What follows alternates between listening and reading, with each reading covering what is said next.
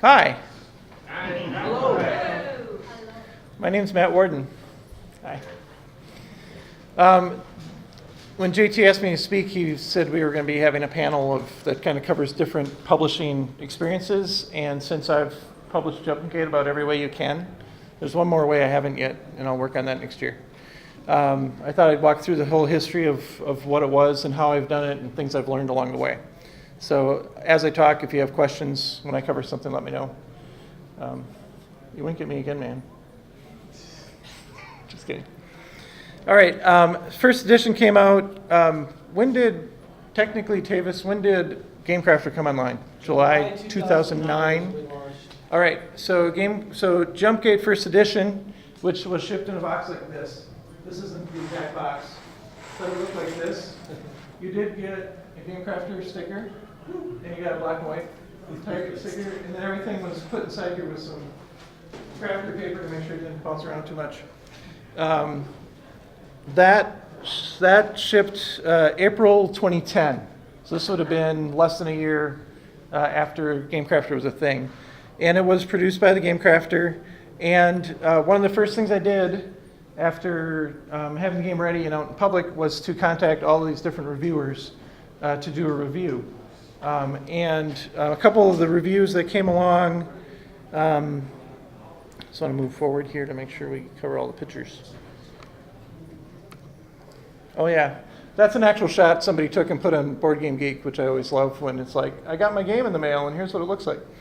So things have come along a little ways, and that's part of what you'll get to hear as I go through the different things. One of the first reviews was Games Magazine. Games Magazine, I don't know if you're familiar. It's down to pretty much just a small puzzle publication, but at the time would do game reviews in the back section, both video game and tabletop game. So July is when it was reviewed, and then in October it was named Game of the Year, Traditional Tabletop Game of the Year.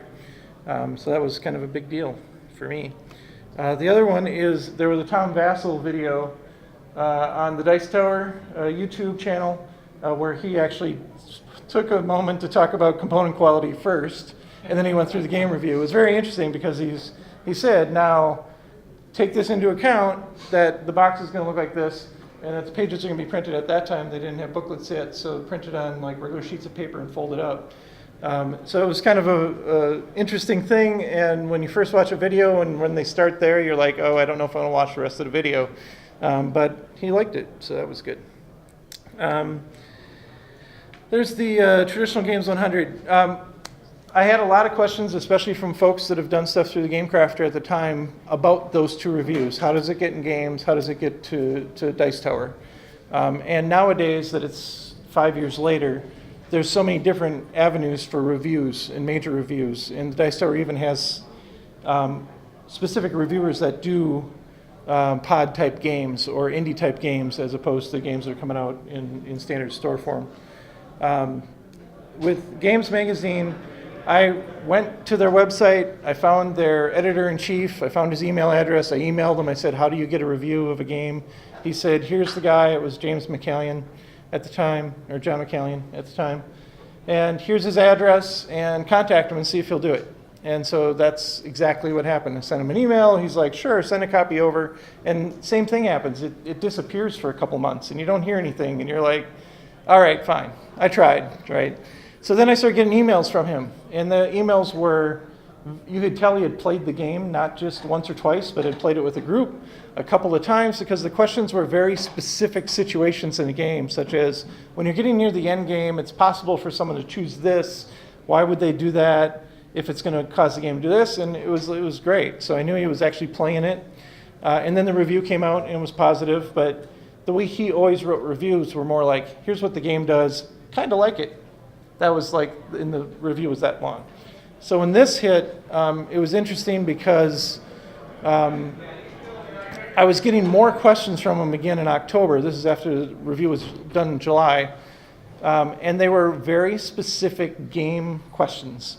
And so again, you don't know what's going on. You just assume, oh, he's playing it some more with his game groups or whatever. And then I think Tavis might have been brought in on some of the emails I got from the folks at Fun Again, who are like, how do we sell one of the games produced at the Game Crafter through our store? And at that point, I think my margin on the game through the Game Crafter might have been around $2.80. And if you subtract out the margin that gets paid through the system, there might have been $5 to work with. So if you know what distribution to stores means, that's not a margin, right? That's not something you're going to sell through to a store. So that is when that came out, and I understood there were like online stores that wanted to be able to sell the game. That's when second edition came out. We'll get to the Dork Tower in a minute. And that's this box. So really, this was one that if you want a class example of exactly how not to do a self-produced, self-published game, I've got hours of materials on what I did wrong, which I'm not going to cover today, but I'll cover just a couple brief pointers. This is almost a straight port from what got produced by the Game Crafter, except they didn't have setup boxes yet, so I had to order my own boxes, and they didn't have traditional rule booklets yet, so I ordered those, right here, with a saddle stitch. But otherwise, I actually had gone back and forth with JT at the time on where do you get your plastic parts, where do you get, how do I get printing done if I'm not printing through you, things like that. I wanted to turn it over quickly because I wanted to be able to put it in the store that year yet, so I had a month, obviously. That's wrong, don't do that. Okay, I'm watching James just kind of go, uh-huh. 2 is I ordered everything individually and had it shipped to my house. Don't do that. Okay. One of the things that was very interesting and part of having to go through this presentation that was good for me to remember this stuff was I was away on my normal day job business trip out of town, and my wife calls me up and she says, there's a semi-truck parked in our street. We live in a normal residential neighborhood.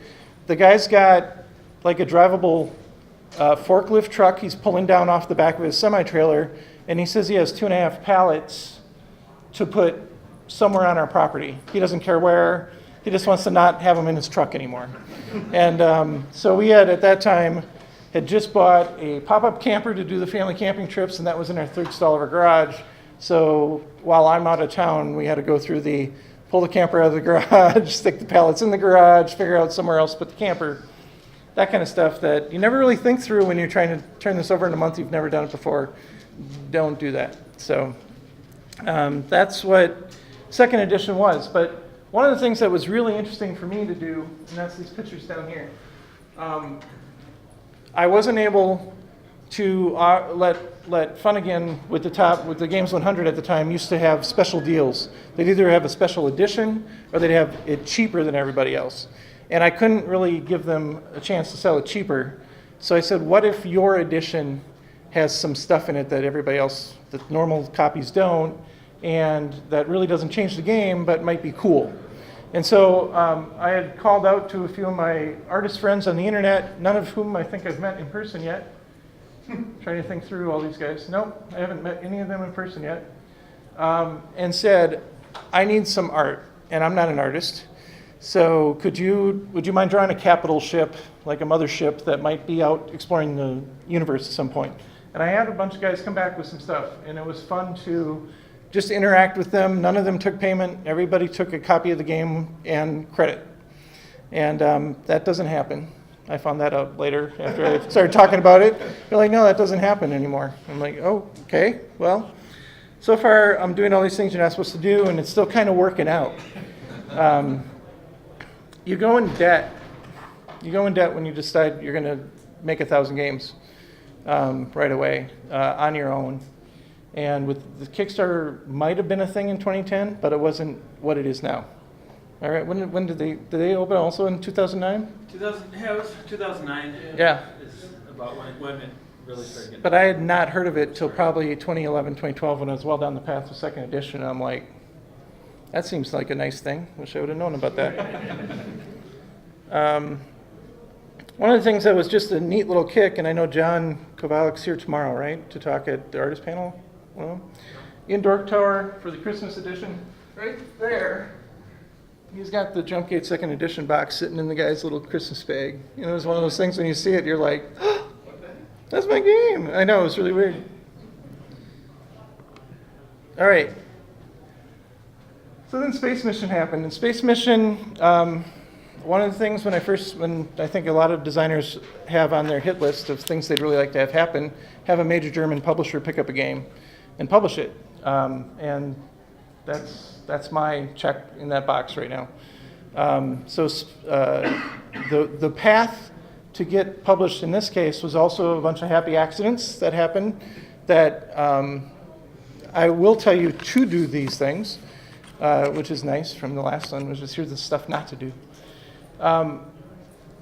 When John McCallion would test the game out, he's got, or had, I know he's moved back, he's retired, moved back to England, but at the time he had 3 different groups, and he told me why he liked Jumpgate was his 3 different groups all liked the game.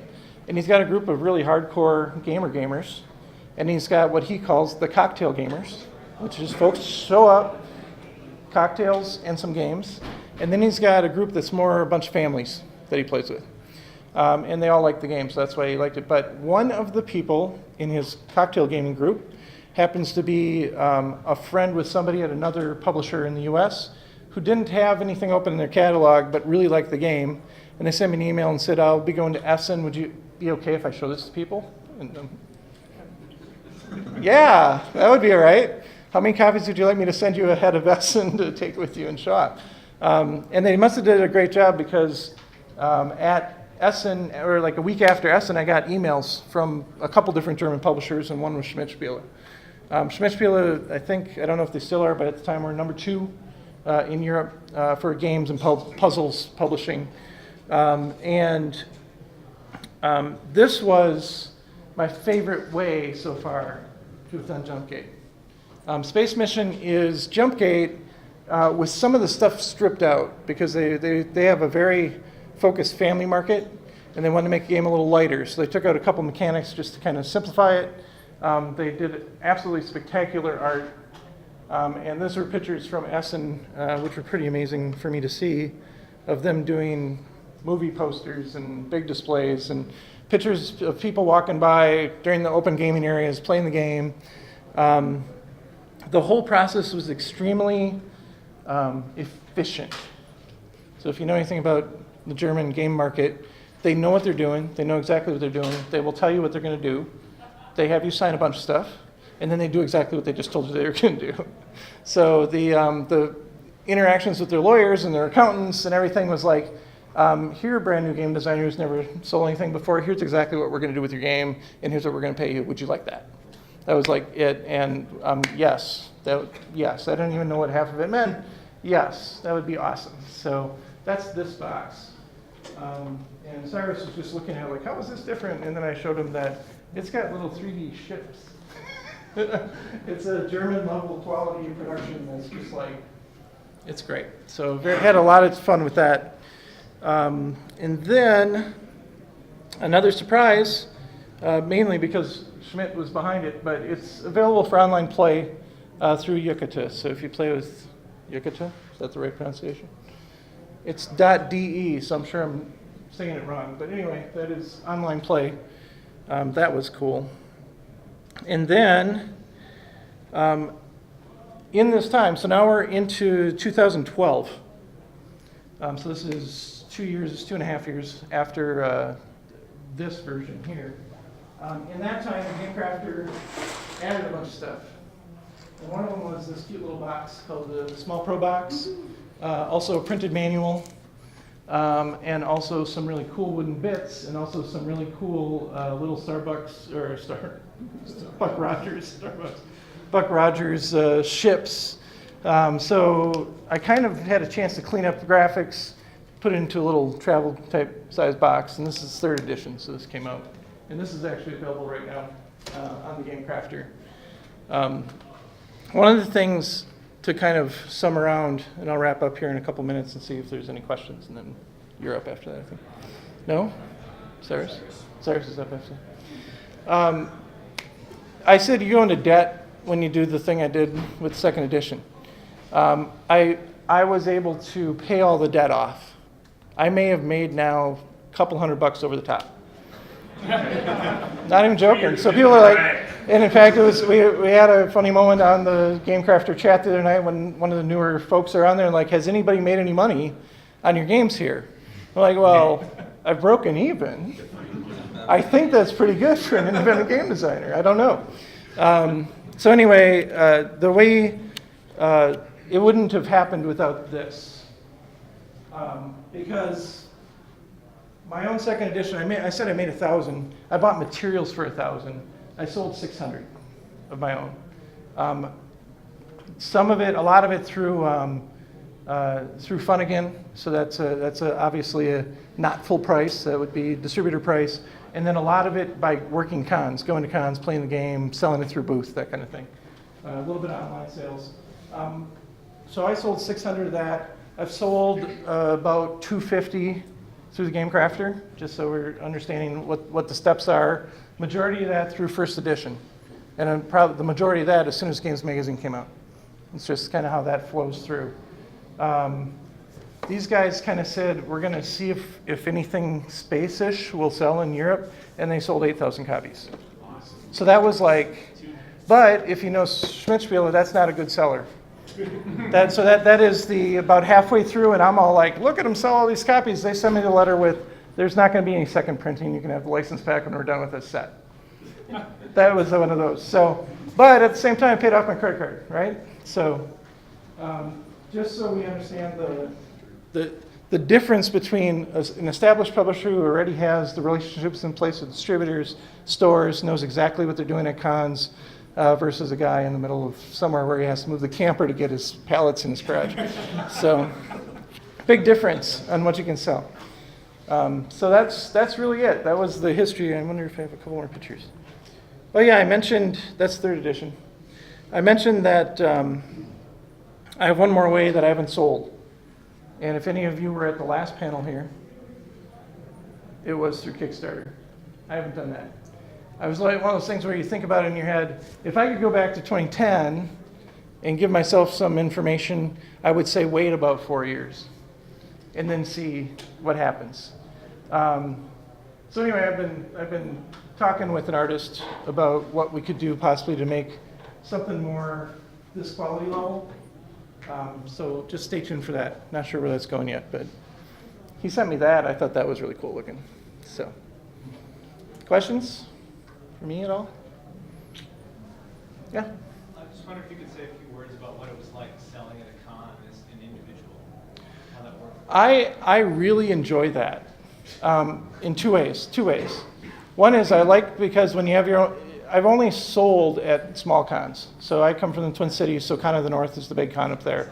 And I did a couple other like holiday boutique that weren't specifically gaming con as it was just kind of like we're selling a bunch of stuff around this time frame kind of stuff. I like playing with folks at the table. So this past Gen Con was in the Game Crafter booth, was in another booth with Indie Gamers Alliance, just demoing games. I like that part of it. A lot of times when you sit with people and you play, you'll sell a game. I mean, and I think anyone here who's done any demoing knows that, and you've done it quite a bit for Collab. You sit down, you play a game, they have fun, they're like, this is awesome, I want one, right? And so I'd like that. Two, the margin's great, because I'm making whatever I sell it at. So if it's an online sale for $25 in this case, my con price is always $20, just at the con.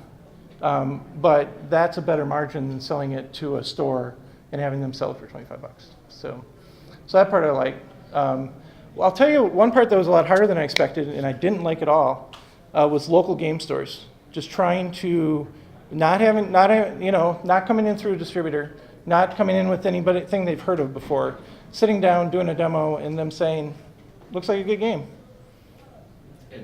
That's the end of the conversation. James knows what I'm talking about. You're not in distribution, I'm not interested. Yeah, if you're not on the catalog, if you're not the title I've heard of, that I'm going to be able to move automatically, it's not worth the risk of putting that on a shelf somewhere where I could put something else that's going to sell.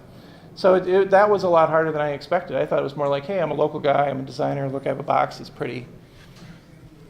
And they're like, hey, that looks like a nice game. They were all appreciative, very nice people. But every one of them was in business. And so, I mean, I get when I was walking out that, okay, I get what's going on here. It took me a little while to catch on to that. Cons are a blast, comparatively, so. Yep. So in terms of selling at cons, is that mostly valuable for promotion and getting the word out, or do you actually make enough money selling the game to like pay for the 10 hours that you sit there? Every time I sold at a con, I paid for my booth with it. Not a lot more. Okay. So it really is. It really is. And the thing is, I'm not selling hundreds. I'm not showing up at boxes and boxes. I'm selling dozens. So it's like it's enough to pay for the booth, enough to pay for my badge for being there, and it really is promotion. It's more like I'm going to be doing this other stuff. Here's one of my games. Try it out. You know, and then your name, your logo, that kind of thing's out. So it really is promotion. Same thing with, I think as I've gotten better at this, I've spent more time demoing, if it's an open play area or like a structured demo area. I think that's just as easy, possibly cheaper than having a vendor booth for the way I was doing it. I think once you're an established company or especially established store that does demos, it's definitely worth it being a vendor. But for me, it was more to get the word out. Yeah. I don't know the format of this, but so we just published our first game. We went to Gen Con for the first time. We made enough to pay for the booth and everything, plus some extra. So Yeah. But if we went again with the same game, probably wouldn't. But Probably wouldn't do the booth. Yeah, Gen Con I think is its own little animal just because of the cost involved and the scale of it is just, you don't get that anywhere else. Yeah. So. It's also exhausting. When you say it's fun, I'd say it's less fun if you're the only person at Gen Con. True. So you're just getting. Yeah, actually, a couple of guys in the room here remember this past Gen Con when I did 6 hours in the demo or the vendor hall, working 2 different booths, and then that night was the Game Crafter community game night we played, and it got to be 11:30 midnight, and I had a different game, and JT said, pull that out and show it to us, because it's what I've been demoing all day. I'm like, okay. Pulled it out, got like 3 cards in, realized I'd missed a rule, and I couldn't actually think, how do I go back and start this over? And I said, sorry guys, I can't do this right now. And everyone around the table's like, yeah, we get it. It's okay. It is exhausting. I enjoy that type of interaction, but yeah, I mean, you're beat, and you feel it for a couple of weeks when you're done. Yeah. So you're kind of paying for the publicity and the sales through personal energy. Yeah. Well, cool. Thank you. Thank you.